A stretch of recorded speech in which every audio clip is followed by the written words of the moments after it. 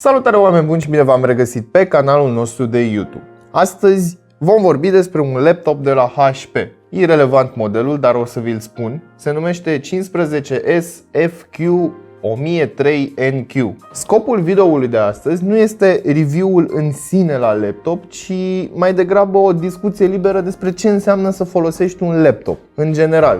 Știu că am mai făcut la un moment dat un clip despre cum să-ți alegi laptopul. Existând pe piață foarte multe clase, foarte multe categorii, foarte multe modele și așa mai departe, o iei razna. Iar aici intervine acest laptop, pentru că inițial voiam să-l testez deoarece are generația 10 de i5 și am zis, bă, ești nebun, trebuie să fie ceva de capul lui. Este un laptop din clasa Office Business, în zona aceea. Majoritatea îl vor numi Home and Office Use, dar pentru Home Use este un fel de overstatement, să-i spunem așa. Și am să vă spun imediat de ce consider acest lucru. Dar înainte de toate, nu uita să te abonezi și să activezi notificările, iar mai apoi intră pe cel.ro/giveaway pentru a te înscrie în concurs. Ideea care este? Pe piață găsești foarte multe laptopuri din clasa business, marketate, ceva de genul acesta.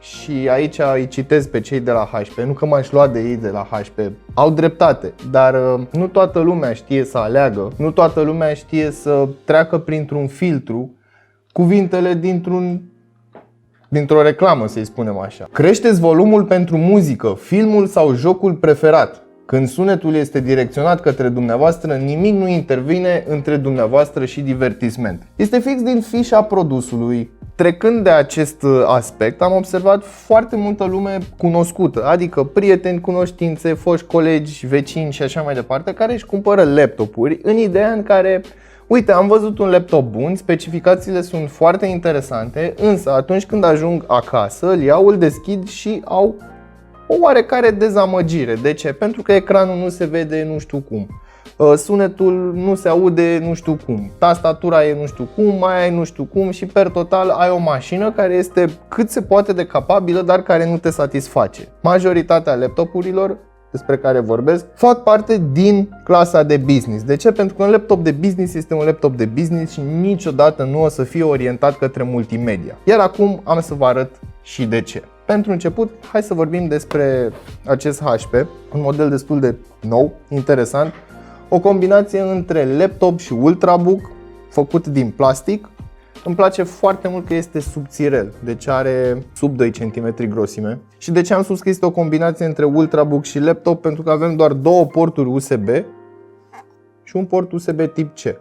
Cam atât primești și de obicei asta primești pe laptopurile business. În ceea ce privește conectivitatea video, avem un singur HDMI și atât.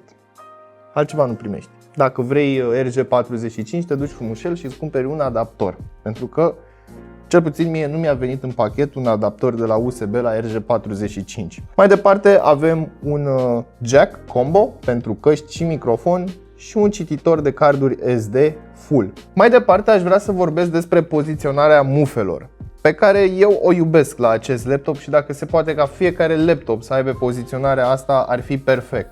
Mufa de încărcare este în colțul laptopului. Pe partea cealaltă, în cazul în care vrei să conectezi un dispozitiv video, mai bine spus un monitor secundar, din nou mufa este cât se poate de în spate, dată ca atunci când ai cablurile esențiale, să spunem, să nu te încurce, să nu stai că bag USB-ul, mai bag un cablu peste HDMI și tot felul de prostii de genul acesta. Și îmi place foarte mult că am mufele aici, în spate de tot. Avem plastic pe capac, pe deck, pe spate, peste tot numai plastic și iar plastic. Capacul are un oarecare grad de flex, iar acest flex se resimte inclusiv atunci când, eu știu, iei laptopul, vrei să-l iei, îl atingi, iar ecranul face ape. Destul de mare flexul pe capac, logica din spate pe care o văd.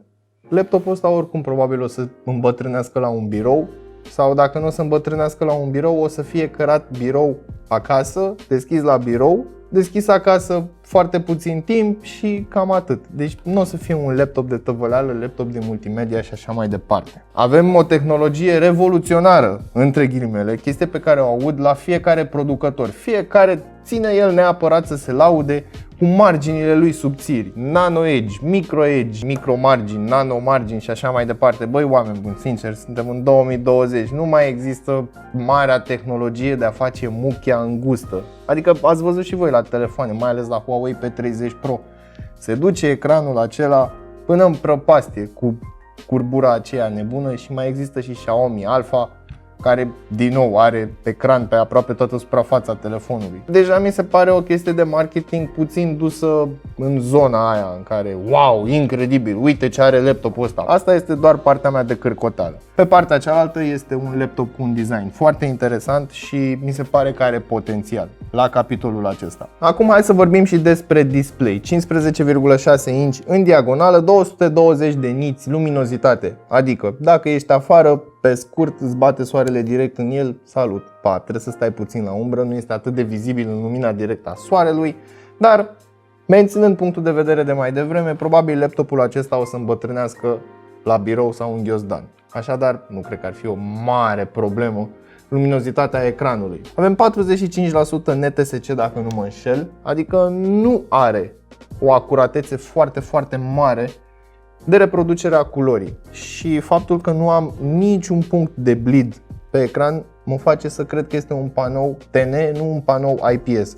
Oricum la 2300, 2500, 2600 în zona aceasta în care se învârt aceste laptopuri, foarte greu vei găsi un panou IPS și un panou IPS bun. Nu este un ecran bun pentru editat fotografii, nu este un ecran bun pentru editat filme, video și așa mai departe.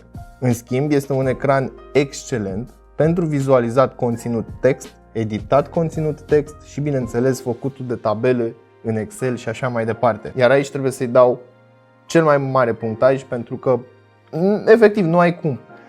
Am scris text, m-am uitat pe internet după diverse lucruri și în momentul în care faci browsing se vede impecabil. Nu am ce să comentez. Mergem mai departe către becul laptopului sau, mă rog, baza laptopului, unde avem un flex destul de mare, destul de considerabil. În partea de sus, aici, sub ecran, avem difuzoarele, iar difuzoarele sunt de o calitate îndoielnică, să spunem așa. Ideea care e, dacă privești din punct de vedere al unui laptop multimedia, într-adevăr se aud foarte rău aceste difuzoare. Dar dacă privești din punct de vedere al unui laptop office/business, ei bine, se aud extraordinar de bine. De ce? Pentru că sunt foarte puternice și pun foarte mult accent pe înalte. Vocea se aude foarte clar, iar în momentul în care ai o conferință, vorbești cu cineva pe Skype, nu o să ai niciodată problema ce ai zis, bă, nu te aud, bă, nu te înțeleg, prostii de genul acesta. Tastatura. Ei bine, aici la tastatură am îndoieli. Este o tastatură de tip insulă, o tastatură chiclet, foarte simplă, absolut nimic nou sub soare. Este o tastatură și cu layout românesc. Dacă îți instalezi limba română, poți să apeși Shift, tasta respectivă și ai și diacritice. Bun, pentru România, din nou, mi se pare un lucru foarte bun. Însă calitatea acestei tastaturi cumva nu mă satisface. De ce? Având acel flex și neavând o consistență pe toată lungimea tastaturii, cumva ai o experiență de tastare ciudată, să spunem. Dar din nou, având în vedere că este un laptop tip Office, nu o să fie o mașină de scris. Câteva taste apăsate la un interval de timp destul de lung, să spunem așa, nu or să facă diferența sub nicio formă între o tastatură excepțională, o tastatură decentă și tastatura aceasta, pe care din nou o consider decentă, dar având în vedere cu ceea ce am mai experimentat de la HP, sunt o leacă puțin dezamăgit, adică aș fi vrut ceva mai mult, dar uite că nu se poate. Touchpad-ul, ei bine, este făcut dintr-o singură bucată, este făcut din plastic, nu avem butoane click stânga și click dreapta dedicate, acestea sunt ascunse de desubt și este un trackpad destul de bun. Folosește Windows Precision Drivers, așadar ai și gesturi, poți să apeși 4 degete pentru notificări, 3 pentru search sau poți să le personalizezi din setările Windows-ului. La capitolul acesta sunt mulțumit. Este un touchpad care răspunde la comenzi foarte bine, la gesturi din nou răspunde foarte bine și din nou este foarte util în momentul în care ai de făcut treabă stil Office, pentru că este precis. Tot ce am vorbit până acum se duce și sunt numai bile albe doar în segmentul Office. Pentru Home deja nu mi se pare un laptop foarte bun. Un aspect foarte interesant pe care l-am observat la acest laptop și mi se pare foarte bun într-un mediu office este tasta F6, care are și funcția de mute. Și în momentul în care este activată, avem un LED micuț portocaliu care mă anunță că sunetul este oprit. Hai să mergem mai departe către spatele laptopului și am să-l pun pe acest mousepad. Avem două piciorușe care se întind pe toată lățimea laptopului, unul mai înalt în partea din spate, unul mai scund în partea de jos. Nu o să simți diferența de înălțime, poate este un grad, maxim 2 grade, dar acest lucru facilitează airflow-ul. Și pentru că tot vorbeam de airflow, aici este un sistem foarte ciudat. Mă rog, nu ciudat, dar mi se pare eficient.